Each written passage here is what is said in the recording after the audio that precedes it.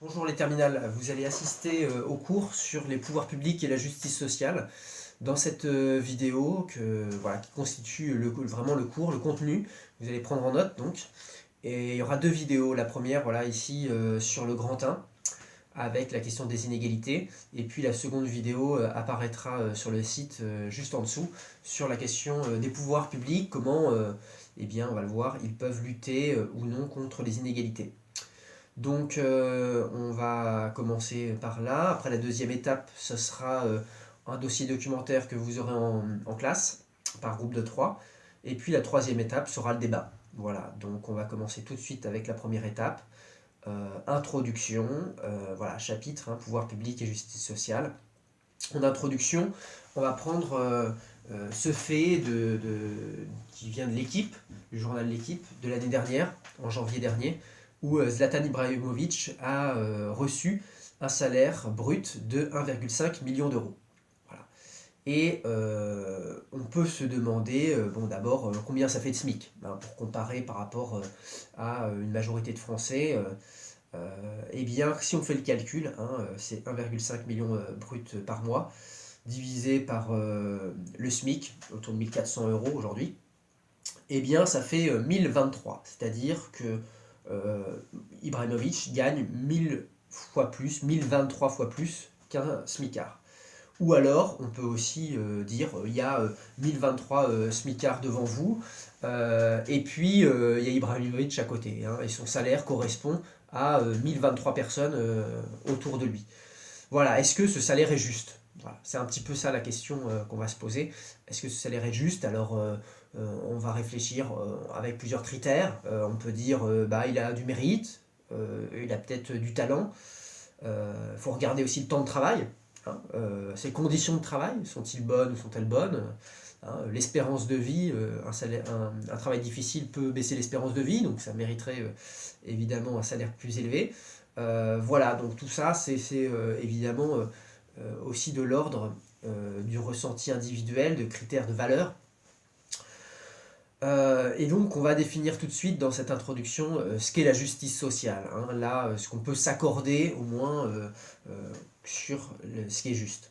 Donc définition de la justice sociale. C'est la recherche de la plus grande équité dans la répartition des richesses. La recherche de la plus grande équité dans la répartition des richesses.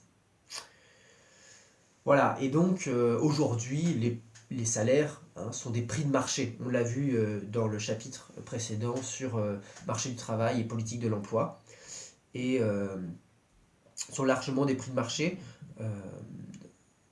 Voilà, même si effectivement nombreux aussi salaires sont encadrés par les syndicats, par l'État, le SMIC évidemment.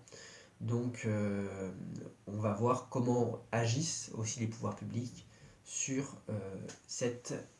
sur ce prix. Alors deux problématiques. Les inégalités sont-elles justes? C'est la première problématique de cette première vidéo. Et puis après nous verrons comment les pouvoirs publics contribuent à la justice sociale. Comment ils permettent de lutter contre les inégalités et aussi comment elles peuvent accroître finalement ces inégalités ou les maintenir. Donc il y a les deux sens. Alors, les pouvoirs publics, un rappel de ce que c'est, on l'a vu en première, c'est l'État, mais aussi les collectivités territoriales, les administrations de sécurité sociale. Donc il y a trois choses dans les pouvoirs publics, donc n'oubliez pas dans vos copies. Bien, alors aussi un petit rappel, l'inégalité n'est pas une différence. Inégalité, différence, vous avez des grands pieds, des petits pieds, c'est une différence, mais ce n'est pas une inégalité. Pourquoi? Parce que une inégalité est une différence qui engendre une valorisation pour certains et une dévalorisation pour d'autres.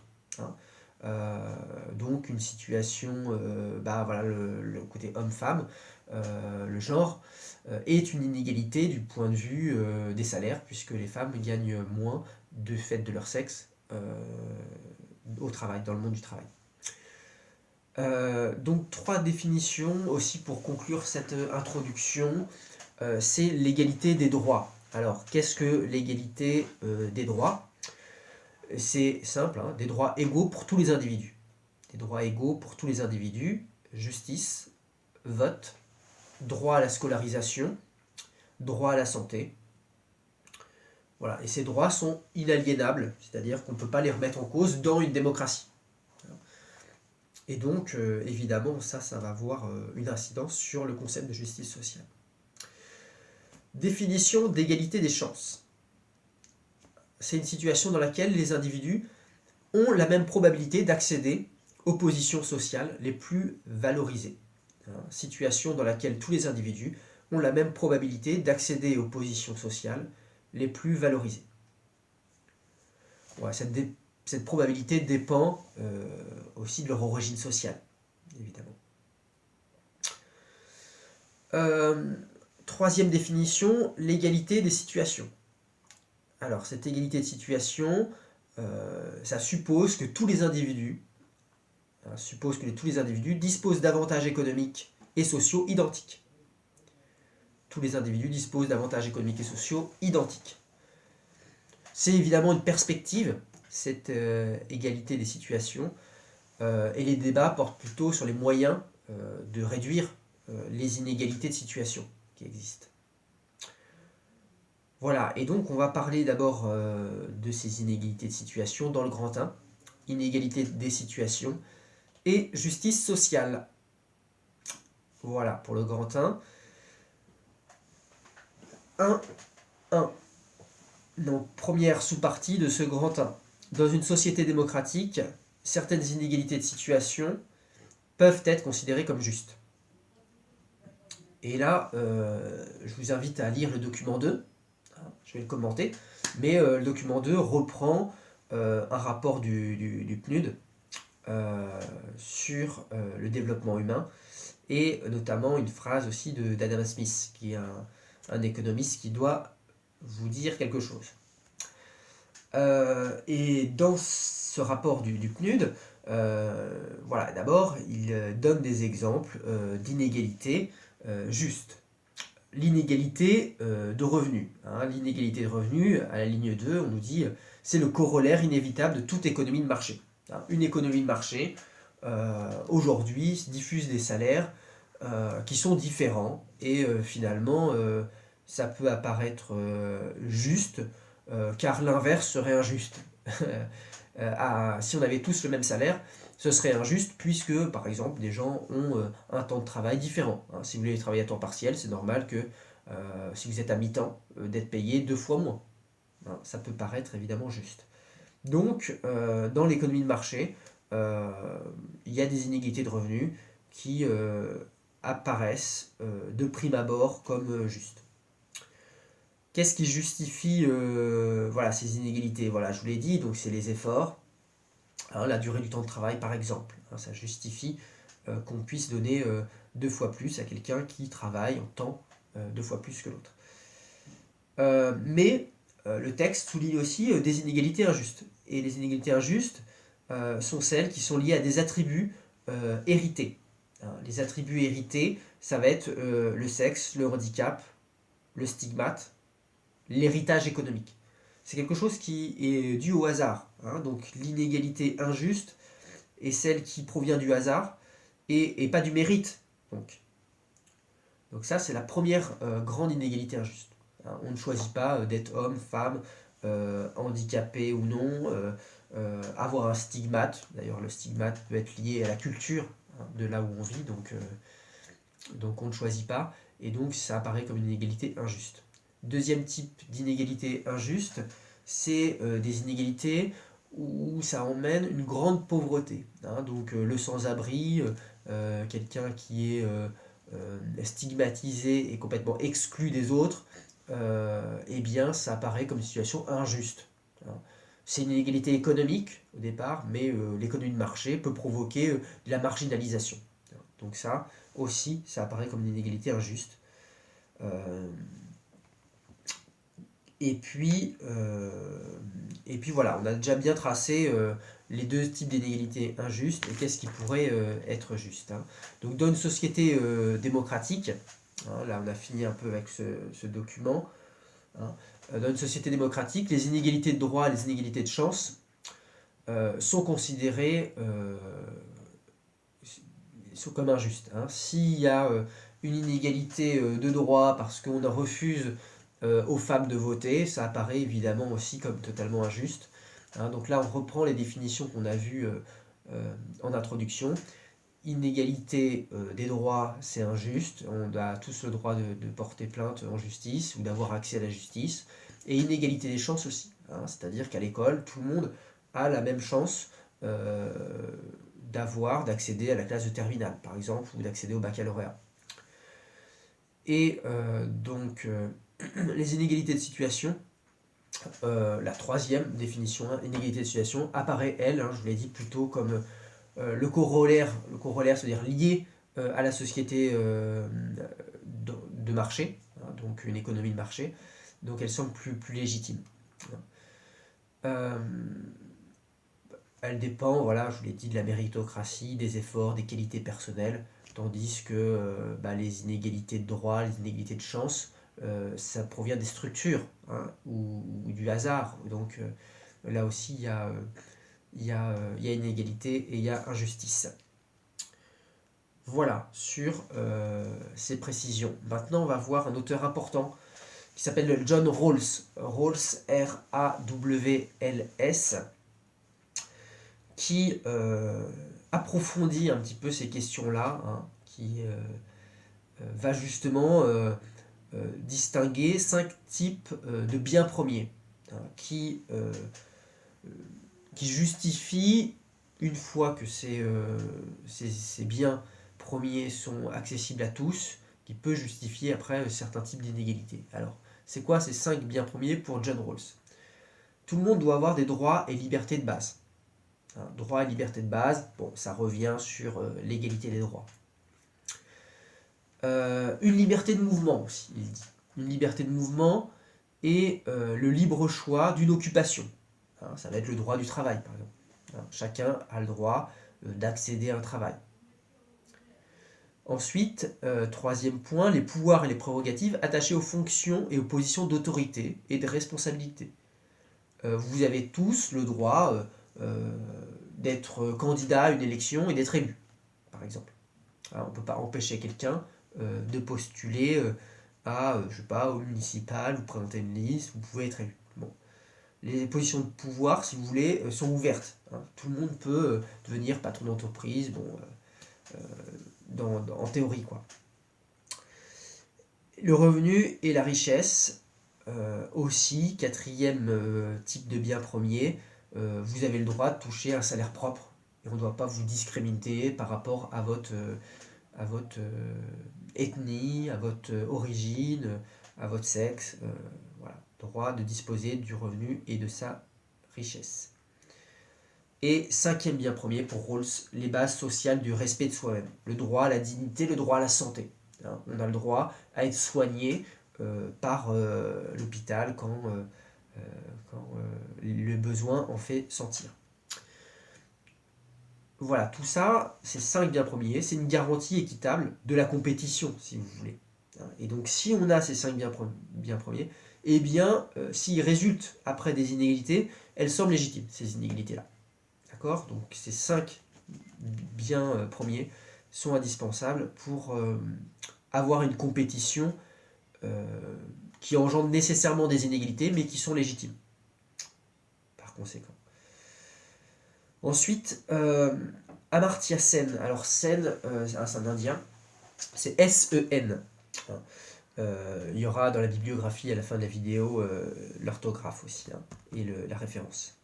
Sen, lui, considère que aussi tout le monde doit avoir la capacité, c'est la liberté de jouir effectivement d'un individu des biens premiers. Hein, tout le monde doit avoir possibilité de bénéficier de ces biens.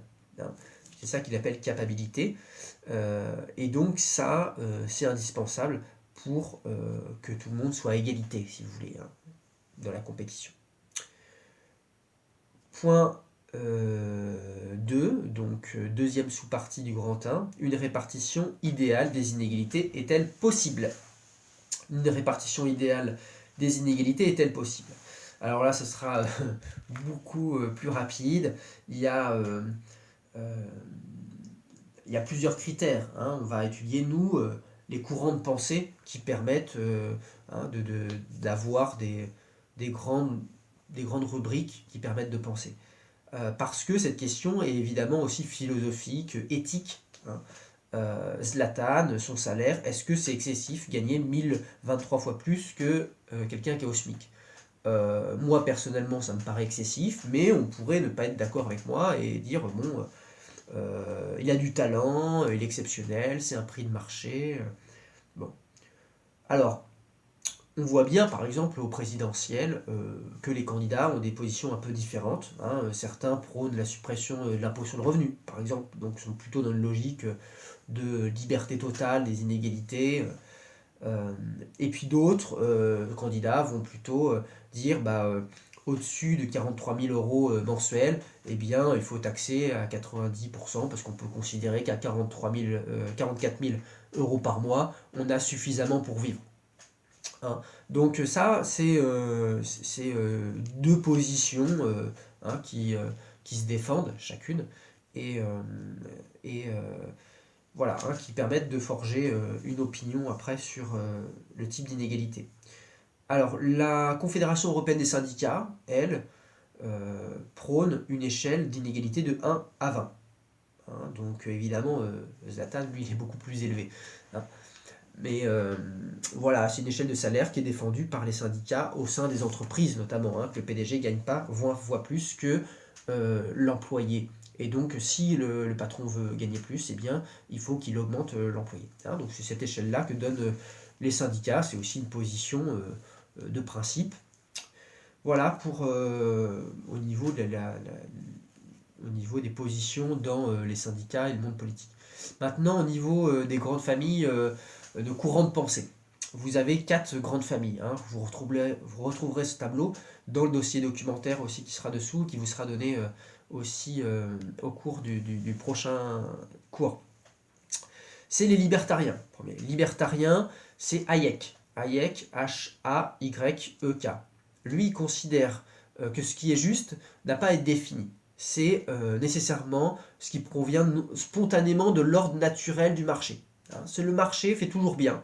Hein, marché naturel, hein, un peu comme Smith.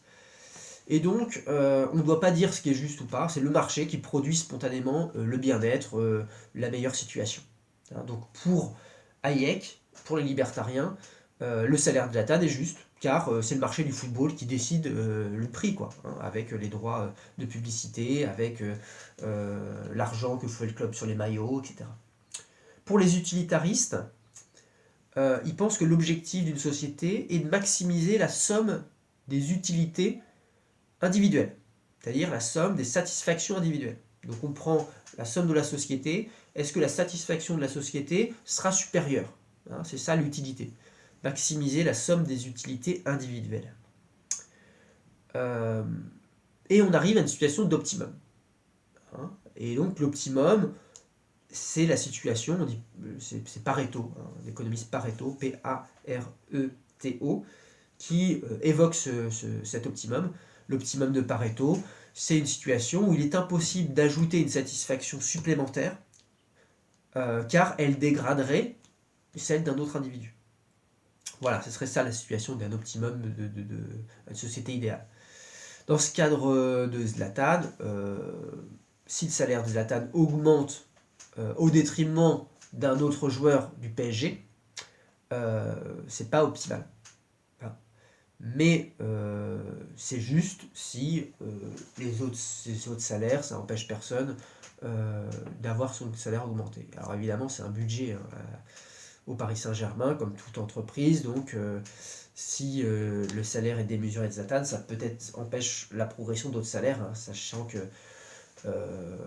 la majorité des joueurs de foot est payée au niveau du SMIC. Hein. Si on prend tous les clubs en France, très peu sont très riches. Hein. L'objectif des égalitaristes. Donc troisième courant de pensée, les égalitaristes. Alors là, évidemment, c'est une filiation avec Marx. Hein. C'est de réduire les inégalités. Il s'agit d'une organisation sociale qui favorise les plus défavorisés. Et donc on réduit l'écart entre les riches et les pauvres. Donc le salaire Zlatan est paré comme excessif, hein, plus de 1000 fois plus. Et il engendre des inégalités abyssales, hein, des très grandes inégalités. Donc il faut taxer les plus hauts revenus pour permettre de financer, je sais pas, les petits clubs de football par exemple, hein, les entraîneurs, faire des centres de formation. Et puis finalement, alors lui c'est pas français, mais pour beaucoup de footballeurs français, ça permet aussi de refinancer les écoles, les centres de formation dont ils ont bénéficié. Hein. Ce serait ça l'objectif égalitariste, ce serait prendre plus aux plus riches pour redistribuer. Voilà. Et la quatrième conception, c'est celle de John Rawls, hein, qu'on a vu tout à l'heure, qui met en avant le principe de différence. Hein. Une inégalité juste est une inégalité qui bénéficie aux plus défavorisés. Hein, il faut donc opter pour la situation qui profite aux plus faibles. Hein, donc si on augmente le salaire de Zlatan, mais pas celui le moins bien payé du PSG, c'est pas optimal. C'est pas une situation juste. Par contre, si on décide d'augmenter tout le monde, bon, on augmente aussi le cas le plus défavorable de la société. Hein. Le salaire le moins bien payé du PSG augmente aussi, donc ça va être une situation juste. Alors, on va passer et terminer sur ce grand 1 sur la définition de la justice sociale. C'est une conception qui recherche une plus grande égalité dans la répartition des richesses. Voilà, on a fini 21 minutes avec ce grand 1.